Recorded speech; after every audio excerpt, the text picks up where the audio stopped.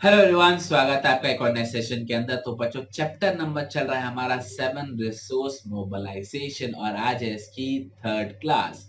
I hope आपने इससे पहले की 2 क्लासेस अच्छे से देख ली होंगी, जिसके अंदर हमने पहले क्लास में मतलब देखा था रिसोर्स मोबिलाइजेशन का मतलब क्या होता है, वो देखा था।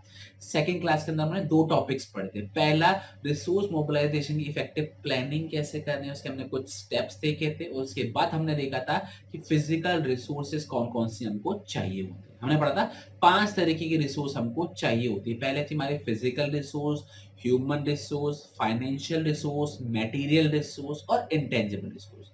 तो लास्ट क्लास के अंदर हमने फिजिकल रिसोर्स को कर लिया था कंप्लीट और आज हम स्टार्ट करने वाले हैं ह्यूमन रिसोर्स से। काफी इंपॉर्टेंट टॉपिक है एग्जामिनेशन पॉइंट ऑफ व्यू से। तो चलिए बच्चों, स्टार्ट करते हैं अपने आज के टॉपिक को। तो स्टार्ट कर रहे हैं विद व्हाट, ह्यूमन रिसोर्सेस। तो ये बच्चों आ गया आपकी स्क्रीन पर हमारा प्यारा सा टॉपिक। सेकंड नंबर रिसोर्सेस कौन सी हमारी, ह्यूमन रिसोर्स। तो देखो बच्चों, ह्यूमंस बहुत ही कॉम्प्लिकेटेड लोग होते हैं। आप भी बहुत कॉम्प्लिकेटेड है, मैं भी बहुत कॉम्प्लिकेटेड हूं। लेकिन अगर आपको ऑर्गेनाइजेशन को चलाना है, आई रिपीट, अगर आपको ऑर्गेनाइजेशन को चलाना है, दौड़ाना है, ग्रो कराना है और बहुत बड़ी कंपनी बनाना है, तो आपको लोगों की समझ होनी चाहिए। अगर आपने सही व्यक्ति को, जिसके पास सही क्वालिफिकेशन है, सही टाइम पे सही काम करवाया ना, तो आपकी ऑर्गेनाइजेशन में लग जाएंगे 4 चांद और आप हो जाओगे बहुत ऊपर। यही राइट फंडा है ऑर्गेनाइजेशन को आगे ग्रो कराने का। Right people, right qualification, right time, right job. अगर आपने ये चीज कर ली ना, खर्चा कम होगा, प्रोडक्टिविटी बहुत ज्यादा बढ़ जाएगी, क्वालिटी बहुत ज्यादा बढ़ जाएगी, काम काम पर आपका टाइम पर आपका काम कंप्लीट होगा। और क्या चाहिए भाई किसी कंपनी को, समझ में आ रही है चीज? रीड करते क्या लिखा हुआ है। क्या लिखा हुआ है, the most important assets the firm that can have.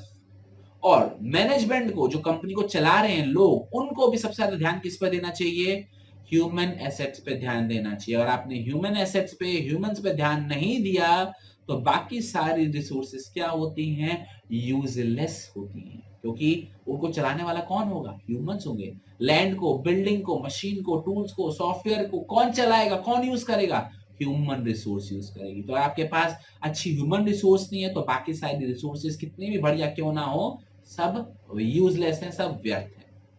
Clear हो गया? ओके। तो जितने अच्छे लोग होंगे, जितने बढ़िया लोग होंगे, जितने बढ़िया ज्यादा लोग होंगे, उतनी ऑर्गेनाइजेशन की सक्सेसफुल होने के जो चांसेस है वो इंक्रीज हो जाते हैं। क्लियर हो गया? ओके। क्या लिखा हुआ है, an organization performance and resulting productivity are directly proportional to the quantity and the quality of its human resource। जितने ज्यादा लोग होंगे, जितने बढ़िया लोग होंगे, उतनी ऑर्गेनाइजेशन में आपकी परफॉर्मेंस बढ़िया होगी। ऑर्गेनाइजेशन की परफॉर्मेंस बहुत बढ़िया होगी और आपकी जो प्रोडक्टिविटी है, आपकी जो प्रोडक्शन है, वो बहुत बढ़िया हो जाएगा। क्लियर हो गया? Right man at the right job at the right time. सही समय पे सही व्यक्ति सही काम अगर कर लेना, तो सक्सेसफुल एंटरप्राइज बनाने से आपको कोई भी नहीं रोक पाएगा। क्यों? क्योंकि इससे आप क्या करते हो, स्पेशलाइजेशन कर लेते हो। सही व्यक्ति से सही काम करवाओगे तो वो एक्सपर्ट होगा। एक्सपर्ट कोई काम करता है तो क्या करता है, बहुत बेहतरीन तरीके से वो काम करता है। ठीक है? रिसोर्सेज का वेस्टेज बिल्कुल नहीं होगा क्योंकि वो ऑलरेडी एक्सपर्ट है।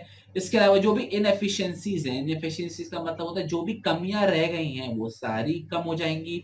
इसके अलावा कोई छोड़ के नहीं जाएगा। लेबर टर्नओवर रेशियो का मतलब होता है जो एम्प्लॉइज छोड़कर चले जाते हैं वो कम हो जाएगा। जब बढ़िया लोग काम करेंगे तो वो छोड़कर नहीं जाएंगे, छुट्टी भी नहीं मारेंगे, वो काम को ज्यादा इंपॉर्टेंस देंगे और आपका जो खर्चा है वो भी क्या हो जाएगा, कम हो जाएगा। तो ये किस चीज का बेनिफिट है, right person, right job, right time का। Logic clear? तो ध्यान रखना, व्यक्ति बहुत इंपॉर्टेंट ऑर्गेनाइजेशन के अंदर, वरना सारी रिसोर्सेज क्या हो जाती हैं, यूजलेस हो जाती हैं। यहां पर हमको 2 इंपॉर्टेंट डिसीजन लेने पड़ते हैं ह्यूमन रिसोर्स से रिलेटेड। मान के चलो आप एक नई ऑर्गेनाइजेशन स्टार्ट कर रहे हो। लेट सपोज आप एक नया स्टार्टअप स्टार्ट कर रहे हो जो टेक्नोलॉजी बेस्ड है। ठीक है ना? ओके। तो आपको कौन कौन से लोगों की जरूरत पड़ेगी, बताओ। पहले कौन कौन से लोगों की जरूरत पड़ेगी बताओ। चलो, सर मुझे एक टेक्नोलॉजी वाला बंदा चाहिए होगा, मुझे कोडर चाहिए होगा। सर मुझे एक सेल्स का बंदा चाहिए होगा। सर मुझे एक सोशल मीडिया हैंडल करने के लिए चाहिए होगा। सर मुझे एक चाहिए होगा जो मेरे लिए प्रोडक्शन कर पाए, जो मेरे लिए बना पाए। मतलब आपको 4 तरीके के लोगों की जरूरत होगी।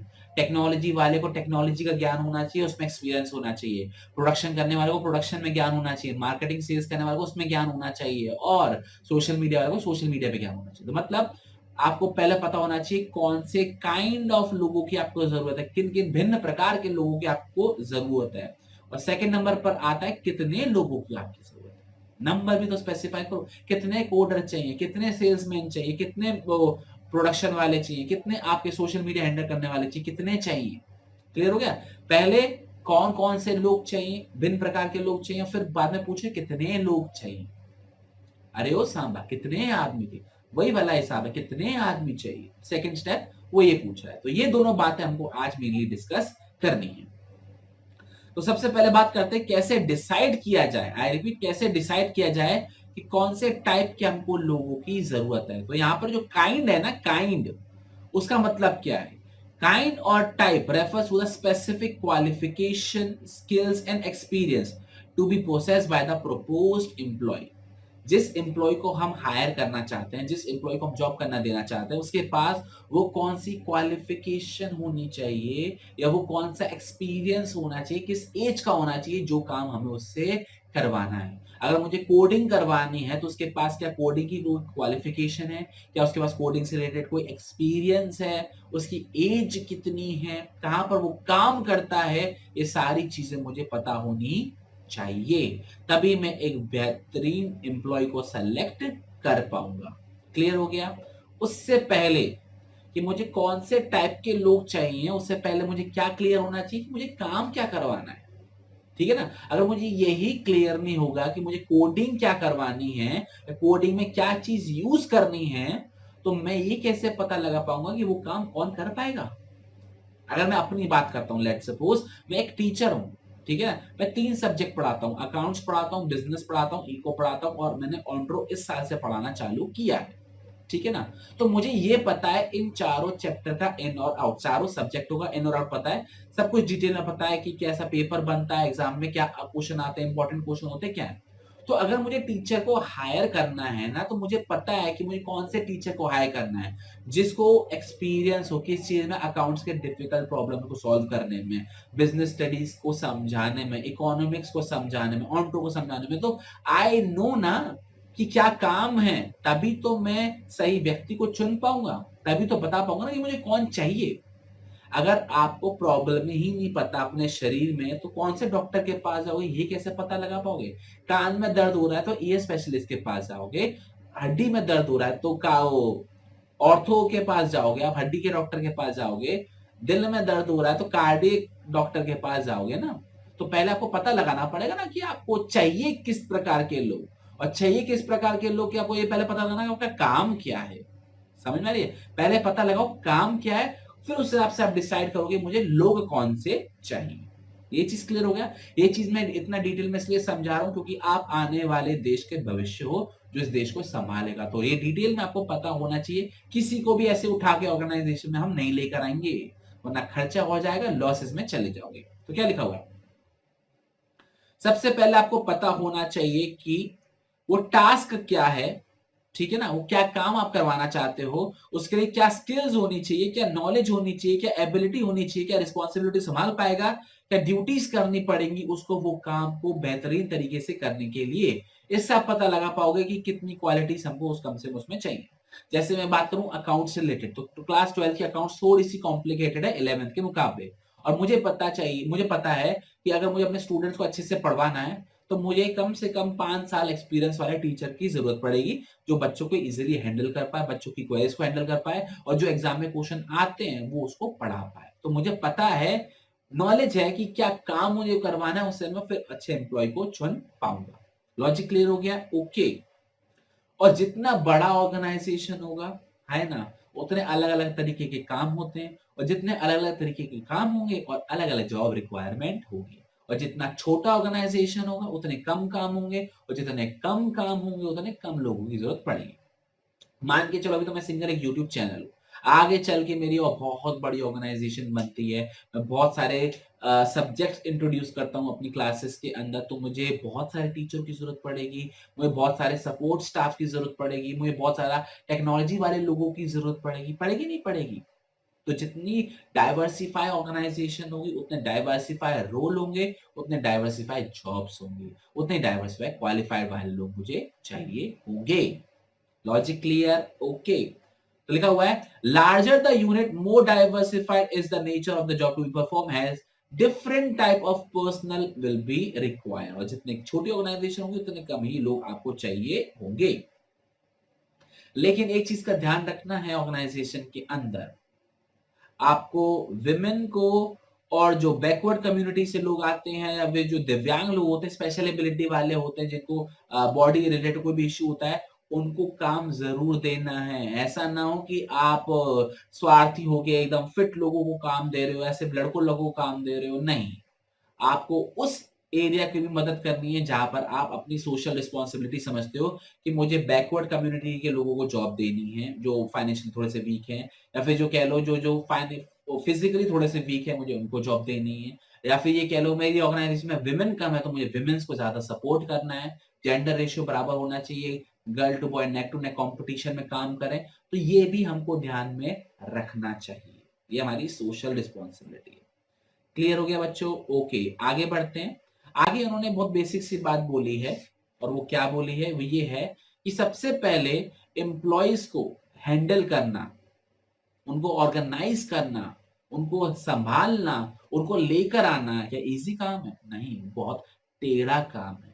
लोगों को ऑर्गेनाइजेशन ज्वाइन कराना बहुत ही टेढ़ा काम है, क्योंकि वो जैसे किसी के कोई ज्यादा ऑफर करेगा वो तुरंत छोड़ के चले जाएंगे। तो किस तरीके से मैन पावर को हैंडल करना है वो बहुत ही टेढ़ा काम है। इस चीज को आपको ध्यान में रखना है। तो जरा भी आप गलती नहीं कर सकते हो। किसी गलत व्यक्ति को आपने सेलेक्ट कर लिया तो दिक्कत, ठीक है ना? कम सैलरी पे सेलेक्ट कर लिया तो दिक्कत, वो छोड़ के चला जाएगा। तो ये चीज आपको ध्यान में रखनी है। क्लियर हो गया? ओके। अब एक बात आती, कौन सी जॉब के लिए आप उसको सेलेक्ट कर रहे हो, तो वो जॉब कैसे हमको पता लगता है कि कौन सी जॉब के लिए हमको कौन सा व्यक्ति चाहिए? तो हम क्या करते हैं, सबसे पहले क्या लिखा हुआ है, to begin with the total work, जो भी हमको सारा काम करवाना ऑर्गेनाइजेशन के अंदर, उसको छोटे छोटे पार्ट्स में हम डिवाइड करते हैं। उसके बाद उनके डिपार्टमेंट्स बना देते हैं। मान के चलो मुझे लाखों बच्चों को पढ़ाना है क्लास 12 कॉमर्स, तो क्लास कॉमर्स में 5 सब्जेक्ट या 6 सब्जेक्ट आते हैं, accounts, business, eco, English, physical, ऑन्ट्रो, मैथ्स, आईपी, कुछ भी हो सकता है। तो अलग अलग पार्ट्स हो गए। अब अकाउंट्स में 11th भी आती है, 12th भी आती है, ठीक है ना? अकाउंट्स के अंदर अलग अलग यूनिट्स आती हैं, पार्टनरशिप आता है, कंपनी आता है, ठीक है ना?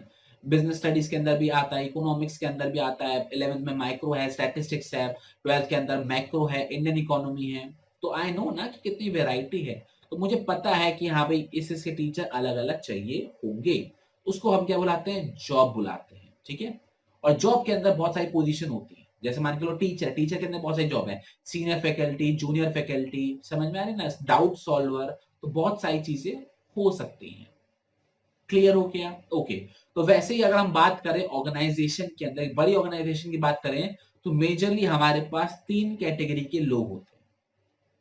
कितने कैटेगरी के लोग होते हैं? 3 कैटेगरी के लोग होते हैं। पहला होता है मैनेजरियल मैन पावर, जो बिजनेस को संभालते हैं, बिजनेस में लोगों से काम करवाते हैं, जिसलिए उसको क्या बोलते हैं? Managerial man power. दूसरे होते हैं हमारे नॉन मैनेजरियल मैन पावर, जो एक्चुअल में लेबर होता है, एक्चुअल में जो एम्प्लॉयज होते हैं, जो एक्चुअल में काम करते हैं, वो कौन होते हैं? हमारे non managerial power. Manager power management संभालते हैं, मैनेजर्स होते हैं, लोगों से काम करवाते हैं।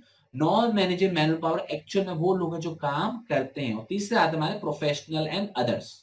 प्रोफेशनल एंड अदर्स का मतलब होता है जो सपोर्ट सर्विसेज देते हैं, जैसे अकाउंट्स बना लेना, ठीक है ना? कोई लीगल काम है तो वो काम करवा लेना, ऑडिट करवा लेना, टैक्स की कोई दिक्कत आ रही है तो वो संभाल लेना, तो वो आते हैं हमारे प्रोफेशनल। क्लियर हो गया? ओके। तो सबसे पहले बात करते हैं मैनेजरियल मैन पावर की। तो मैनेजरियल मैन पावर में कौन लोग आते हैं? हमारे 3 टाइप के लोग आते हैं। एक आता हमारा टॉप मैनेजर्स, एक आते हमारे मिडिल मैनेजर्स, एक आते हमारे लोअर मैनेजर्स। टॉप मैनेजर्स का मतलब होता है जो ऑर्गेनाइजेशन के हेड होते हैं। टॉप मैनेजर्स मतलब जो पूरी ऑर्गेनाइजेशन को संभालते हैं, उन्हें क्या बोलते हैं? Top managers. उसके अंदर कौन आते हैं? हमारे board of directors, president of the organization, chairperson of the organization, general director of the organization, CEO, chief executive officer, ठीक है ना। जैसे हमारे स्कूल में क्या होते हैं, प्रिंसिपल होते हैं, डायरेक्टर होते हैं, ये है हमारे टॉप मैनेजर्स जो हमारे ऑर्गेनाइजेशन को संभालते हैं। फिर आते हैं हमारे मिडिल मैनेजर्स। मिडिल मैनेजर्स का मतलब जो इससे नीचे वाले लेवल पर होते हैं, वो कौन होते हैं, हमारे डिपार्टमेंट के हेड। जैसे हमारा एक डिपार्टमेंट है ऑर्गेनाइजेशन का मार्केटिंग का, एक डिपार्टमेंट है प्रोडक्शन का, एक डिपार्टमेंट है लोगों का, ह्यूमन रिसोर्स, एक डिपार्टमेंट हमारा पैसों का, फाइनेंशियल मैनेजर। तो वो ये इन डिपार्टमेंट्स को संभालते हैं, हर डिपार्टमेंट का अपना एक अलग हेड होता है, ठीक है।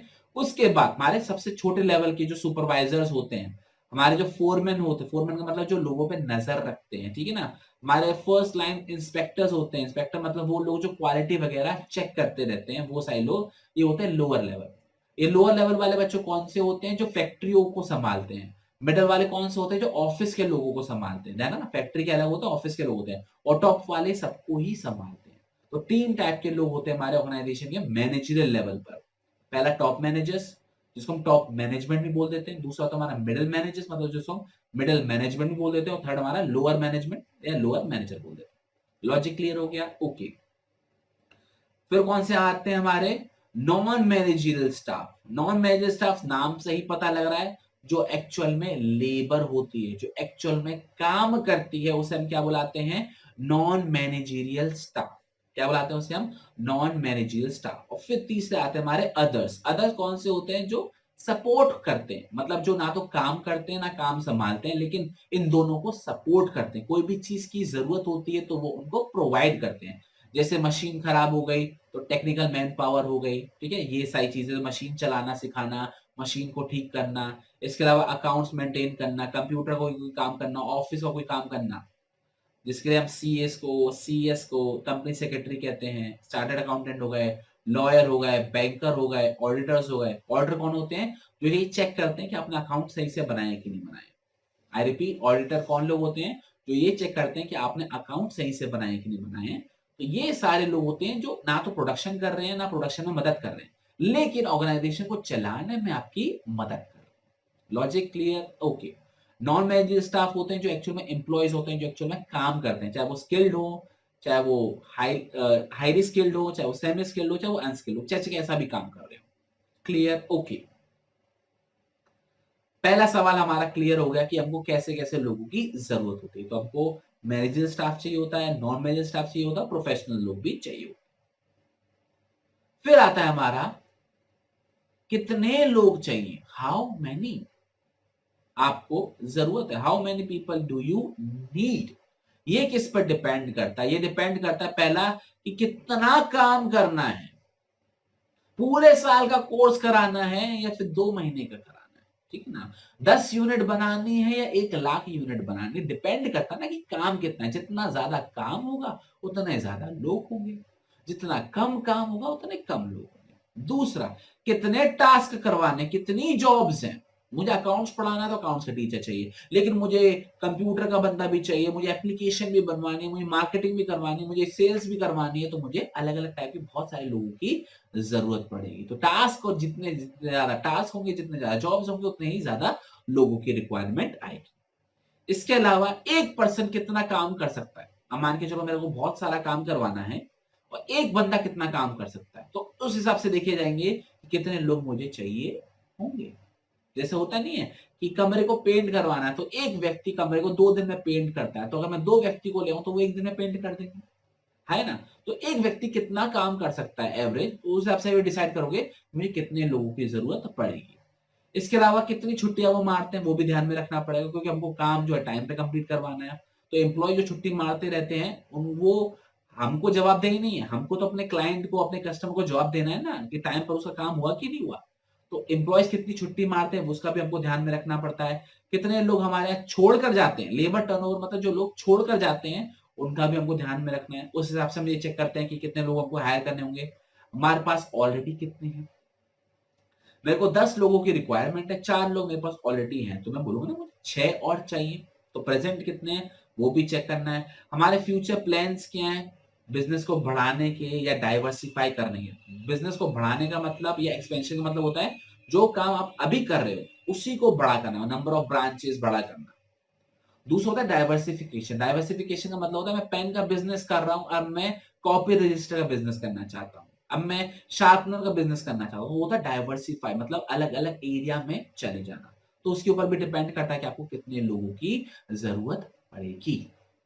लॉजिक क्लियर हो गया? तो आज हमने 2 क्वेश्चन देख लिए। पहला हमने क्वेश्चन क्या देखा कि कौन-कौन से प्रकार के लोगों की जरूरत होता है, तो मेनली हमने 3 देखे, मैनेजरियल, नॉन मैनेजरियल और प्रोफेशनल स्टाफ। और दूसरा हमने सवाल देखा कि कितने लोगों की जरूरत होती है, तो ये हमने स्टेप्स पढ़ लिए। और ध्यान रखना, ये स्टेप्स आपको बाय हार्ट पता होने चाहिए। अगर आपको पता है तभी आप एक अच्छी ऑर्गेनाइजेशन चला पाओगे और एग्जाम में भी अच्छे नंबर तभी स्कोर आप कर पाओगे। ओके, चलिए बच्चों, आज की क्लास को रखते हैं यहीं पे समाप्त। अगली क्लास के अंदर हम ह्यूमन रिसोर्स के बाद आगे कंटिन्यू करेंगे। तब तक अपना बहुत ख्याल रखना और पढ़ते रहना। जय हिंद, जय भारत, बाय बाय।